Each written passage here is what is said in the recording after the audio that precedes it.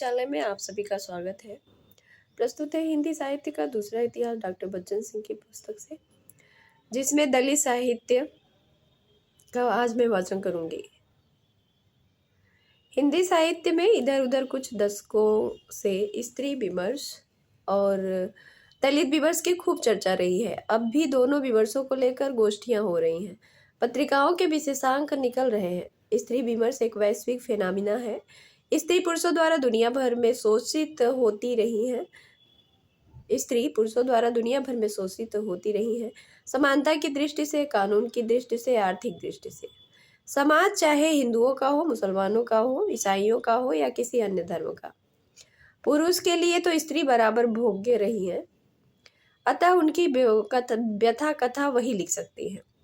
दलित विमर्श अपने सही अर्थ में केवल भारतीय है, वह भी हिंदू। दलित या शूद्र हिंदुओं में ही होता है। दलितों के अपमान से हमारे धर्मशास्त्र, रामायण, महाभारत भरे पड़े हैं। आधुनिक काल में दलितों की दुर्दशा की ओर सर्वप्रथम महात्मा गांधी का ध्यान गया। उनके उद्धार के हेतु उन्होंने रचनात्मक पहल भी की। कहा जाता है कि 1970 में महाराष्ट्र के दलित मेंथर ने दलित शब्द का प्रचार किया था।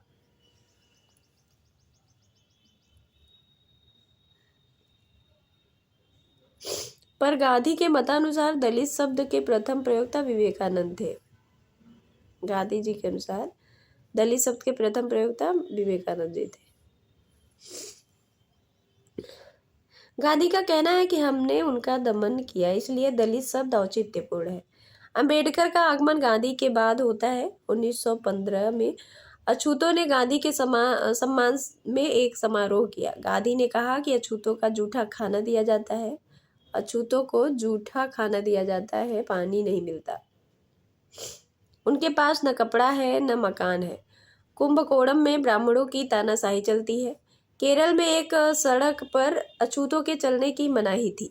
गांधी के नेतृत्व में अछूतों ने इसके विरोध में एक जुलूस निकाला। इसके लिए उन्हें धमकी भी मिली। उनका कहना था कि अस्पृश्यता हिंदू धर्म का अंग नहीं है। यदि इस सांप को मारा नहीं गया तो हिंदू धर्म को ही निगल जाएगा।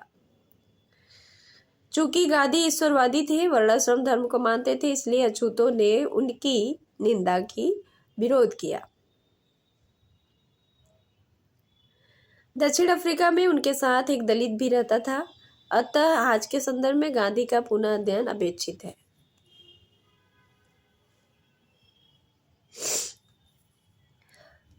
अंबेडकर बहुत पढ़े लिखे व्यक्ति थे। उन्होंने वेद, पुराण, उपनिषद, स्मृति आदि का गहन अध्ययन किया था। उन्होंने सिद्ध किया है कि आर्य यहाँ के मूल निवासी थे। आर्यों अनार्यों में नस्ल भेद नहीं था। ऋग्वेद में केवल 3 ही वर्ण थे, शूद्र का नामोल्लेख नहीं था। वे क्षत्रिय थे, मंत्रों के दृष्टा थे। जिस पुरुष सूक्त में इनका नाम आया है वह बाद में ब्राह्मणों ने ऋग्वेद में घुसेड़ दिया है। शूद्रों का अपना गढ़ था, राज्य था। सुदास शूद्र थे, क्षत्रिय थे। बाद में स्मृतियों, पुराणों ने शूद्रों को वर्णधर्म का चौथा चरण मानकर अस्पृश्य बना दिया। मनुस्मृति ने इसकी घोर अवमानना की है। 1927 में अम्बेडकर ने मनुस्मृति को सरेआम जलाया। अम्बेडकर गांधी से सहमत नहीं थे क्योंकि वे वर्णधर्म के समर्थक थे। लेकिन गांधी के इस कथन का क्या होगा कि अस्पृश्यता हिंदू धर्म का अंग नहीं है। मार्क्सवाद से भी सहमत नहीं थे। मार्क्सवाद का मूल आधार वर्ग भेद है, जबकि अम्बेडकर की मान्यता थी कि भारतीय समाज का बुनियादी आधार वर्ण भेद है। ब्राह्मण, क्षत्रिय और शूद्र में काम का केवल उच्च वर्णों की सेवा करना है। शूद्र का काम केवल उच्च वर्णों की सेवा करना है। इतना घिनौना रूप।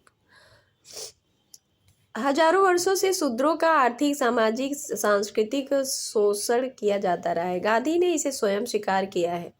मजदूर शोषित थे पर दलितों की तरह बहिष्कृत नहीं थे। वर्ण संघर्ष द्वारा वर्णहीन समाज की स्थापना हो सकती है। बौद्ध धर्म स्वीकार करने के मूल में वास्तविक बात यह थी कि वहाँ वर्ण व्यवस्था नहीं थी। ऐसा करने में वर्ण व्यवस्थावादी हिंदू धर्म से मुक्ति भी हो जाती थी। अंबेडकर के अलगाववादी मसले के विरुद्ध गांधी ने आमरण अनशन किया था।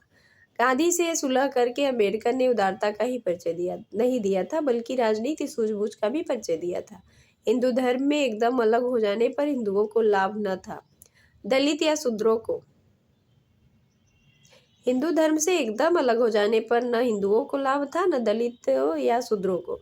वर्ण संघर्ष कोई नया नहीं है। क्षत्रिय ब्राह्मण के दीर्घ वर्ण संघर्ष का वर्णन स्वयं अंबेडकर ने किया है। संभवतः इसी का फल है कि क्षत्रियों को रामकृष्ण को ईश्वर का सगुण अवतार मान लिया गया। बाद में महात्मा गौतम बुद्ध जो क्षत्रिय थे, ब्राह्मणों द्वारा अवतार घोषित कर दिए गए। दलितों के वर्ण संघर्ष में वर्ण व्यवस्था नष्ट हो या न हो, लेकिन आत्मगौरव, समता, बेहतर आर्थिक स्थिति लौटेगी। सत्ता की भागीदारी के लिए उन्हें राजनीति का आश्रय लेना होगा और सांस्कृतिक समरूपता के लिए साहित्य का। दलित साहित्य के लेखों में अभी न तो बौद्धिक ऊंचाई आ पाई है, न संयम, न रचनात्मक सोच। हिंदी पट्टी के दलित लेखकों और उनसे ज्यादा उनके गौरव दलितों पैरवीकारों ने ब्राह्मणों द्वारा लिखा गया सब कुछ जला देने की खोखली आवाज उठाई है। तब उस सभ्यता और वैभवपूर्ण संस्कृति का क्या होगा जो यूनान, चीन, मिस्र और चुनौतियों के आगे थी, और बहुत कुछ आज भी नष्ट नहीं हुई है। अंबेडकर ने उनका तिरस्कार करने के लिए नहीं कहा है। वे कहते हैं कि ऋग्वेद और महाभारत ब्राह्मणों द्वारा लिखे गए हैं, इसलिए उनका तिरस्कार नहीं करना चाहिए। ऐसा करने पर हम पुरोहित विरोधी विचारधारा का बहिष्कार कर देंगे। यह तो तर्कसंगत बात नहीं है। हाँ, ब्राह्मणों ने अपना वर्चस्व बनाए रखने के लिए अपनी ओर से जो प्रक्षेपण किया, उन्हें चिन्हित किया जाना चाहिए, जैसे शंबुक वध। रामायण के पुराने संस्करणों में एक बंगाल संस्करण है, दूसरा इतालवी संस्करण। इसमें उत्तरकांड ही नहीं है। यह सिद्ध करने के लिए कि शूद्र तपस्या के अधिकारी नहीं है, तपस्वी शंबुक का वध भगवान से कराया गया है। रामचरितमानस में तो इसका नामो निशान नहीं है। गोस्वामी जी भी शूद्र निंदक थे, फिर भी इसका समावेश मानस में क्यों नहीं किया? इधर रामायण के अन्य संस्करण निकले हैं, उसमें इसे शामिल नहीं किया गया है।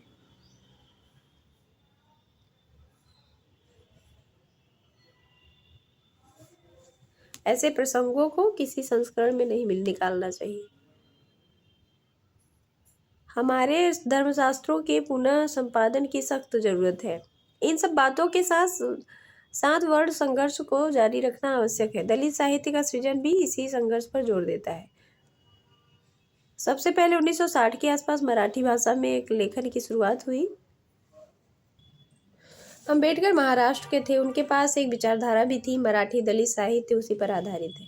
हिंदी पट्टी में इसका लेखन 1980 के लगभग आरंभ हुआ, 20 वर्ष पीछे। हिंदी प्रदेश के दलित नेता जगजीवन राम से इसकी अपेक्षा नहीं की जा सकती थी। मराठी कवि नामदेव ढसाल की एक कविता का हिंदी अनुवाद संभवतः साक्षात्कार में छपा। हिंदी के लोगों का ध्यान इधर गया। इससे अधिक प्रभाव शरण कुमार लिम्बाले की आत्मकथा अक्कर मासिक का पड़ा। शरण कुमार लिम्बाले की आत्मकथा अक्कर मासी। इसमें एक अक्कर मासी यानी रखेल की संतान, अक्कर मासी किसको कहते हैं? रखेल की संतान।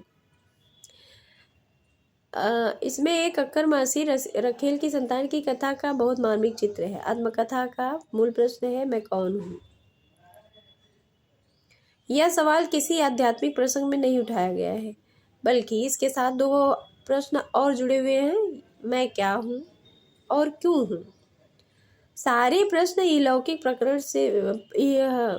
लौकिक प्रकरण में उठते हैं और उत्तरित अनुत्तरित होते रहते हैं।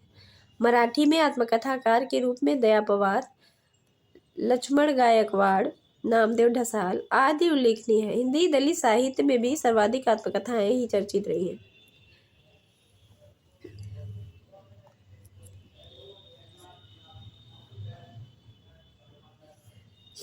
हिंदी के दलित साहित्यकारों का दावा है कि दलित साहित्य केवल दलित ही लिख सकता है। इस तरह दलित अपना एक अलग वर्ड बना लेते हैं। वर्ण धर्मियों ने दलितों को बहिष्कृत कर रखा था, तो दलित साहित्यकार स्वयं बहिष्कृत हो गए। गैर दलितों को अपने साथ लेने से उनका मोर्चा मजबूत होगा। इस तरह का आक्रोश पहले स्त्री विमर्श में भी था, लेकिन धीरे धीरे उसमें संयम आया और उसके लेखन के विषय को विस्तार मिला। दलित लेखकों ने गैर दलित लेखकों पर, जिन्होंने दलितों को अपनी विषय वस्तु बनाया है, चुन चुनकर हमला करना शुरू किया। सबसे पहले आधुनिक हिंदी साहित्य के दो सर्वश्रेष्ठ लेखक इस हमले के शिकार हुए, प्रेमचंद और निराला। दलित विरोध के कथित अपराध में रंगभूमि को जलाया गया। उन्हें सामंतों का साहित्यकार कहा गया। प्रेमचंद सामंतों के मुंशी पुस्तक छाप दी गई। ठाकुर का कुआं और कफन को दरकिनार कर दिया गया। यदि वे दलित होते तो ये कहानियां बेजोड़ घोषित कर दी जाती। साहित्य का प्रतिमान साहित्य होता है, न कि लेखक की जाति का। निराला चतुरी चमार लिखे और कुल्ली भाट दलितों ने उन्हें ब्राह्मणवादी सिद्ध कर दिया। वे शेष श्वास पशुमूल भास पाते प्रहार अभहत ताश सोचते कभी आजन्म ग्रास द्विज गढ़ के होना ही उनका धर्म परम। वे वर्ण धर्म रे द्विज उत्तम, वे चरण चरण बस वर्णाश्रम रक्षण के।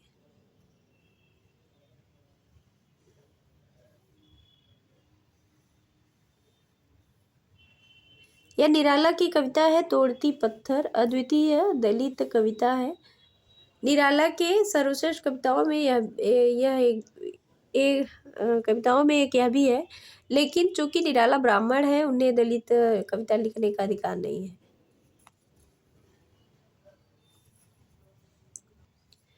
इन बहसों में न पढ़कर सीधे साहित्य पर बात करनी चाहिए।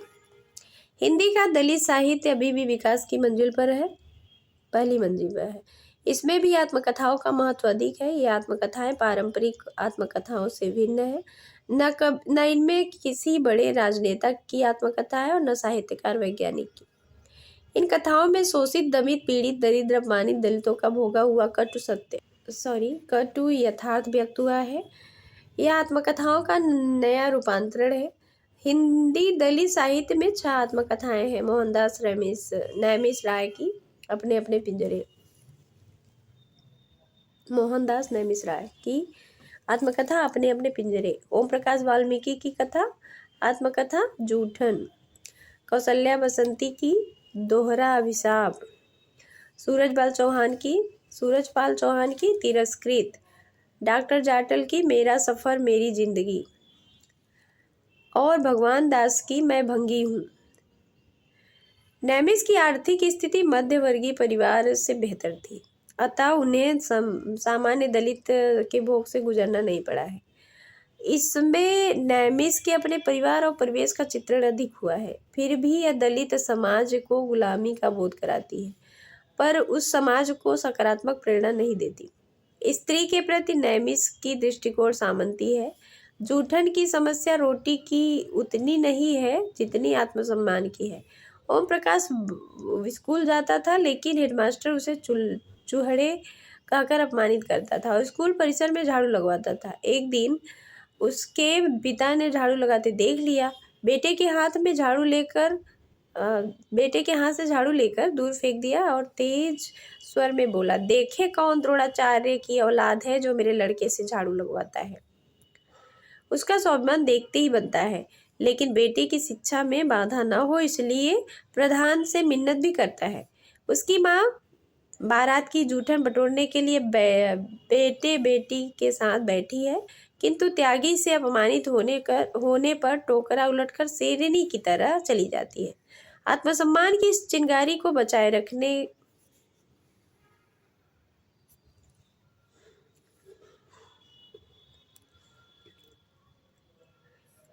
रखकर ही दलित अपनी लड़ाई लड़ सकते हैं। दलितों के लिए वर्ण संघर्ष की बुनियादी समस्या है सबसे बड़ा जाति अपमान। एक व्यक्ति की स्तुति उसकी संरचना को बेहद कमजोर बना देती है। तिरस्कृत में अनावश्यक आक्रोश ज्यादा है, ये डॉक्टर बच्चन जी कह रहे हैं। लेखक साहित्य को हथौड़ा कहता है। हथौड़ा की अवधारणा क्रीज से हो गई है। साहित्य संवेदना होता है, हथौड़ा नहीं। हथौड़ा साहित्य अपने को ही तोड़ता है। दोहरा अभिशाप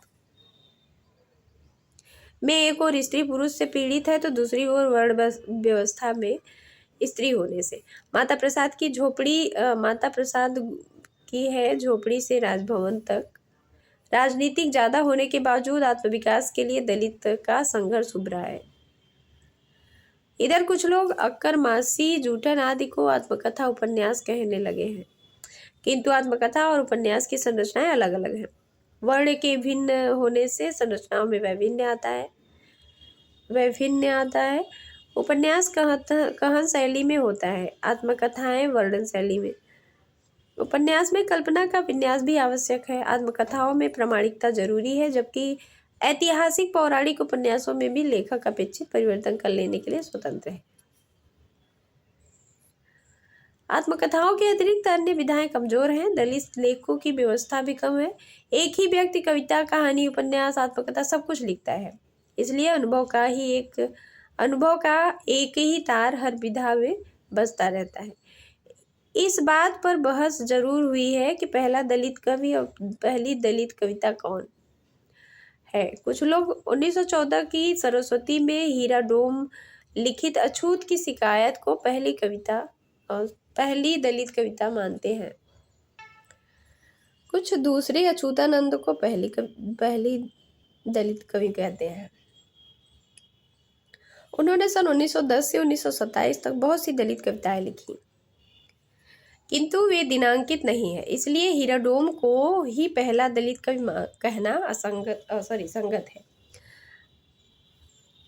बच्चन जी किसको पहला दलित कवि मानते हैं? हीरा डोम को। दलित के प्रतिमान में कबीर मुसलमान होने के कारण दलित कवि नहीं हो सकते। वर्ण धर्म विरोधी कविता लिखने से कोई भी क्यों न हो दलित कवि नहीं हो सकता। दलित साहित्यकार होने के लिए लेखक को जन्मना दलित होना चाहिए। ठीक वैसे ही जैसे यज्ञोपवीत, शादी विवाह आदि कराने का अधिकार उसी को है जो जन्मना ब्राह्मण है। रैदास जन्मना दलित है, इसलिए उन्हें पहला दलित कवि कहना तर्कसम्मत, इतिहास सम्मत है। ओम प्रकाश, कंवल भारती, नैमिष करदम आदि ने कविताएं लिखी है, लेकिन ढलान तक पहुंचने में अभी देर है।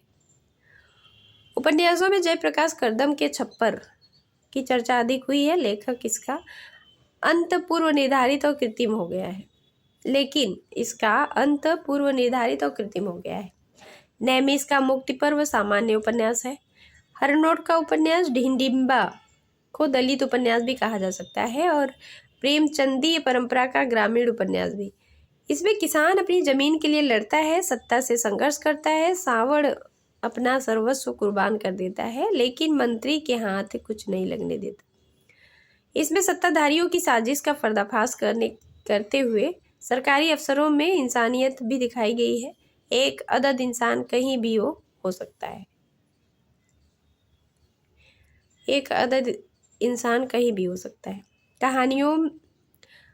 कहानियाँ कुछ बेहतर बन पड़ी हैं। इन पर ज्योतिबा फूले और अंबेडकर दोनों का प्रभाव है। दलितों की हीन दशा के लिए मूलतः वर्ण व्यवस्था तो जिम्मेदार है ही, ज्ञान का अभाव भी है। सवर्णों ने ज्ञान उपलब्धि के मार्ग पर भी कांटे बिछा रखे थे। वैदिक काल में उन्हें ज्ञान का अधिकारी बताया गया है। वैदिक काल में उन्हें कहीं ज्ञान का अधिकारी बताया गया है, कहीं नहीं। ब्राह्मणवादी व्यवस्था ने निषेधात्मक पक्ष पर बल देना शुरू किया और इसके प्रमाण में मनुस्मृति का उल्लेख किया जा सकता है। अंबेडकर तो इसके विरोध के नकार रूप थे। कथा, साहित्य, उपन्यास, कहानी दोनों में इसका चित्रण मिलेगा। कहानीकार में भी कोई खास नया नाम नहीं है। जयप्रकाश करदम का एक नया कहानी संग्रह तलाश छपा है।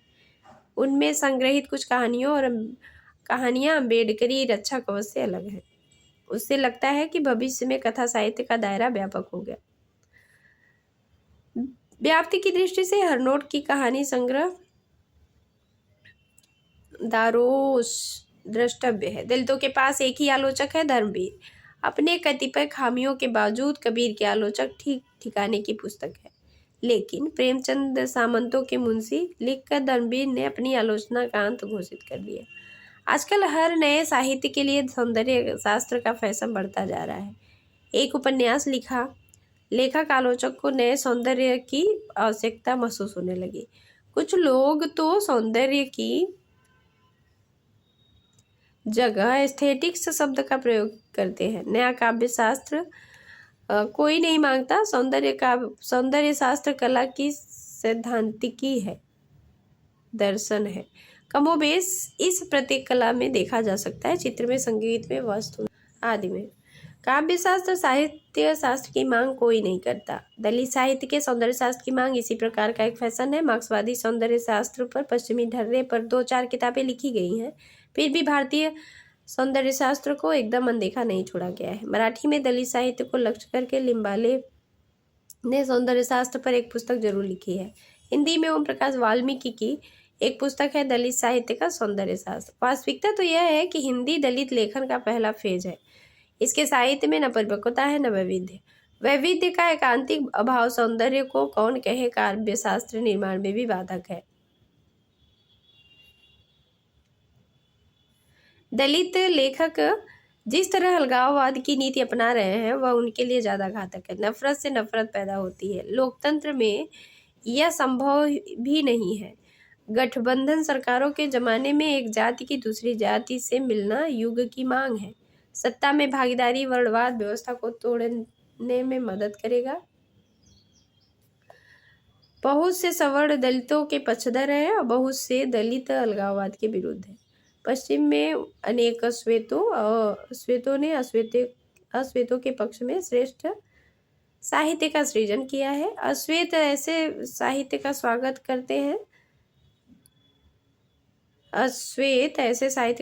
करते हैं दलित साहित्यकारों को अपने हित में यह जिद छोड़नी पड़ेगी कि दलित साहित्य दलित ही लिख सकते हैं। तो ये रहा दलित साहित्य, कंप्लीट हो चुका है। Thank you for watching. मिलते हैं नेक्स्ट वीडियो में।